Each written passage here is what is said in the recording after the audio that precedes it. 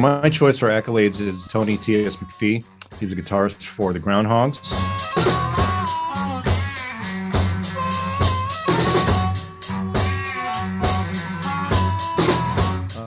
I want to say founder of the Groundhogs, but he founded it with Pete Cruikshank and his brother back in the early 60s. He started off in a blues vein, but went off and did a lot of great recordings and records and really didn't get the recognition that he deserves. I first discovered the Groundhogs by accident when I was a college radio DJ in the mid-'80s. The record library of the station I was at, it had 3 albums from the early to mid-'70s, and it was Hogwash. For 7 hours, 6 miles above the ground. The album Split.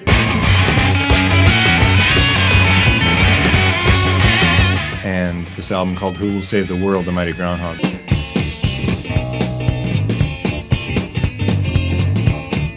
And I taped them at the station and took them home and listened to them a lot. And I just, like I said, I stumbled on them when I was in the G section of their album library. I thought, what the heck is this? This is great. How come I never heard of this? So I started playing them on my show. It was a show where I played a lot of post-punk and indie rock and stuff. But I just really got into his playing and the way he wrote. And he wasn't trying to fuck up the blues. He was trying to expand on it. And he went in a lot of progressive rock directions on those albums. Those are my favorite, I would say.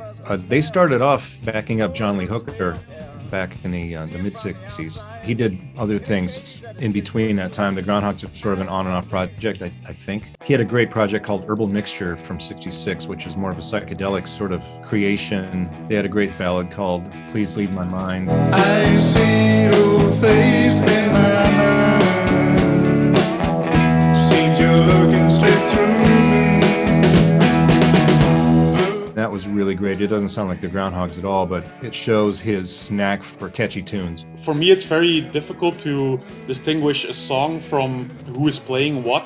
As a guitarist, do you pay attention to the guitar in songs? Or is that something that you do because you play guitar yourself, or is that? I would say kind of. Sometimes I just get lost in the music and I don't pay attention to who's playing what or how the guitar is going at all, but I do kind of hone in on it, I guess. You can hear in the band what his part is. Well, he was the only guitarist up until maybe the mid-'70s, and then he kind of introduced rhythm players as he changed the lineup of the Groundhogs. But so recordings, he played rhythm and leads over the rhythms. He used a pick, but a lot of times he would not use a pick. A lot of live things I've seen, he has not been using a pick at all. He had this great sort of pinching technique, and I don't mean pinch harmonics, strings at once. I think they call it pinching.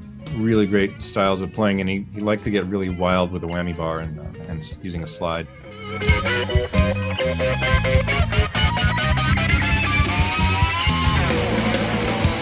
If you have one song that you would say, like, listen to that song, which one would that be? This isn't a definitive Groundhog song, but Earth Shanty from Hogwash.